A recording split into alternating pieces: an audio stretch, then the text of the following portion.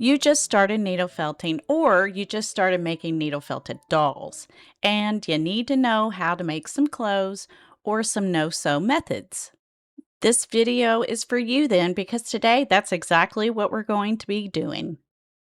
A long time ago, I had already needle felted a jumpsuit of sorts just on top of the doll, and so I decided not to rip that off, but to use it and make some pants. To give it more of that realistic pant look, I'm adding a cuff. By folding the fiber in half and then needle felting it flat, you are able to get a crisp edge.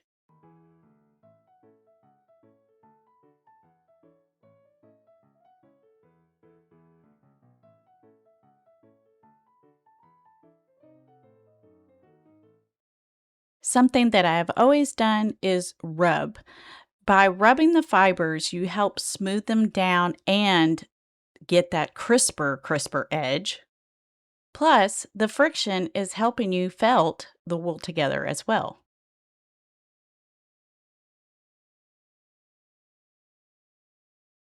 I don't actually felt that fast, but I have sped up some parts just a little bit. Besides the cuff, we are going to make a jacket. We are going to make a shirt top out of fabric, and we are going to add a collar. We will work through one cuff here on video, and the other cuff I will do off camera.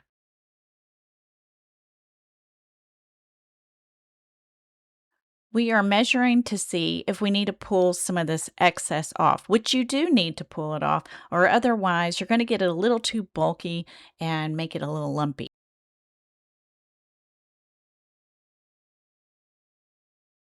When you first put it on, you want to really tack it in there. You can see that I'm forcing it in and kind of moving the wool around. Then I go in to start really felting and trying to refine the shape. But at first, tack it on so it doesn't move around. So use your 36 gauge needle and really poke it on there. As you are defining, you want to keep rotating your piece. Kind of like if you're cooking something on a spigot, you want to rotate it and you want it to cook thoroughly on all sides at the same time, nothing on one side or more the other. So keep rotating. That way you are evenly felting on all sides.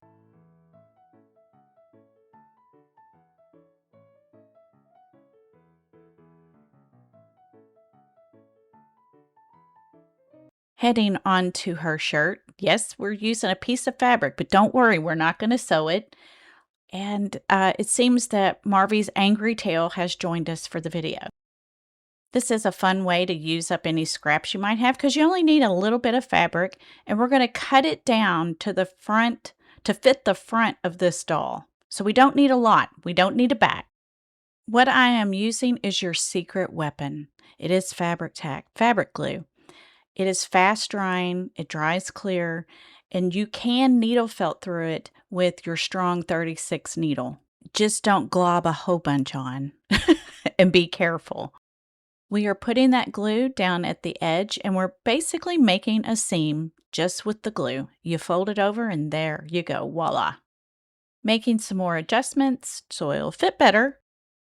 Fun little fact for those that are not subscribed to the community, about 67% of those that are stumbling onto these videos are not subscribed.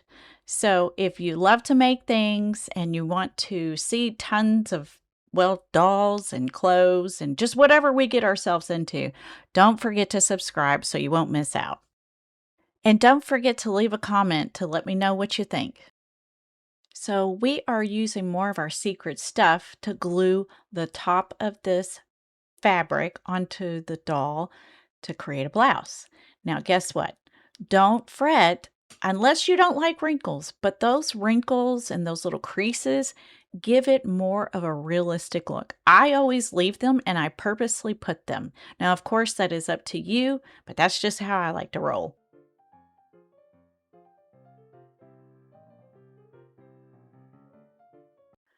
We are now to the part where I like to say play pretend. What I'm doing is I'm going to take two different types of laces that I have, and put it around the neck to see which one I like better. I do this for a couple of reasons. One, because I want to cover up some of that fabric, but not only that, sometimes my necks, I like to add things around the necks if I make necks too long or, well, I just like the look of it. If you do not have any lace, you can use fabric, you can even needle felt a collar, or you can totally go without. I chose this, I like this lace better, but I'm not going to put it on yet. I am going to move on to I jump around a lot, okay? That's just how I create. I don't always have a set method to forewarn all of y'all. I guess the good thing about that is that you will know that it's okay if you don't do things step by step as I do them. There are more logical choices of doing things, I can assure you of that. But if you don't do something step by step or you have a method, right? It's okay. You can still come to the same conclusion. That's the great part of it. What we are diving into now is the cuff for the jacket. Using that good old rubbing technique. And just like with the cuff on the pant leg, I will create one on camera and create the other off camera. Once again, I ripped off the excess.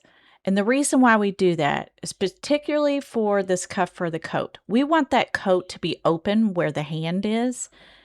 We're only going to felt like the back part of the cuff onto the arm.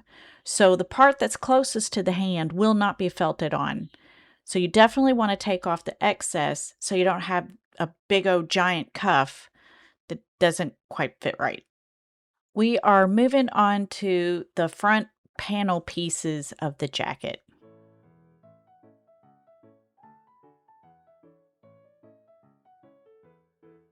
You're going to want to determine which side is going to be your rough side and which side is going to be your smooth side. The rough side is the side where you're going to do all your folding over onto. So, like if you're trying to create an edge, you're going to fold your edge onto the rough side, not the smooth side, because the smooth side is going to be the side that people are going to see on the doll. The rough side is going to be the side that is felted to the actual doll. We are folding up the edges to create the edge of like the jacket. So keep the jacket like a jacket edge in mind, how that looks. Just like when we put the cuff on the pant, you want to tack this on. We are not going to felt the whole jacket onto the body, just parts of it. For now, just tack it on there so you can see where it's at and how it fits. And that way, if you need to make some easy adjustments, you can rip it back off.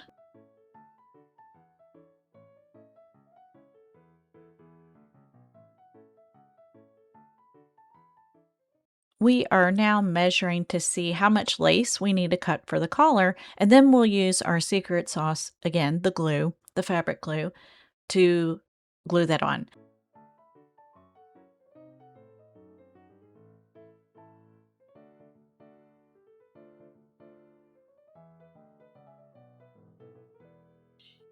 We are gluing this on now before we actually felt the whole sleeve onto the doll of the jacket, because this way it'll be easier to put the jacket up underneath the collar and then trying to glue with the felt on there already. It's a little less messy. Are you starting to see the whole thing come together and enjoy the simplicity of what we've done so far, but how cute it is? For those that are new to the community, I'm going to add another video at the end of this video that you can watch that has other clothes type apparel that I have done for different dolls that we have made here on the channel. At the end of the video, there will pop up two little screens inside the video, and all you have to do is click on it. Off camera, I created the other side of the jacket. So now we are working on felting the jacket firmly onto the doll. This process actually takes quite a bit of time, so you won't see all of it. However, what I want to mention is, once again, you want to rotate the doll and felt in different areas at different times and just kind of keep it even. You're cooking, so you got to keep it even. And don't forget to share this video with some of your other friends that are wanting some no-sew method. I know when I first started, that was my biggest thing. I didn't know how to sew, and I didn't want to sew. And lots of times I still don't want to sew. We are jumping back to the cuff. We're going to work on that. Double check your length, of course, do some more rubs, and it is time to attach.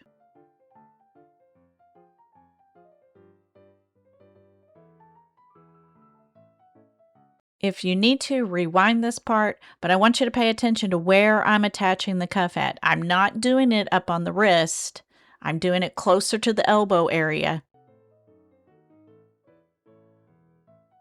Now we are filling in that sleeve, and all you do is just wrap that wool around the arm, and it's okay if that's a close fit. All right. The cuff is essentially going to be like a flare cuff, but the arms will be tight on the arm. You want to wrap around the wool all the way up to the cuff and even a little overlap over top of the cuff some, so that way you can blend it seamlessly. You want to felt and felt and felt some more and refine your look. You can also add a pocket, but I suggest you do that before you put it on the doll. The way that you can make this jacket look realistic is do not felt the whole thing to the doll. As you can see here, you can move it, you can manipulate it, and it gives it that more fun, realistic look. And you felt on the sides and the back.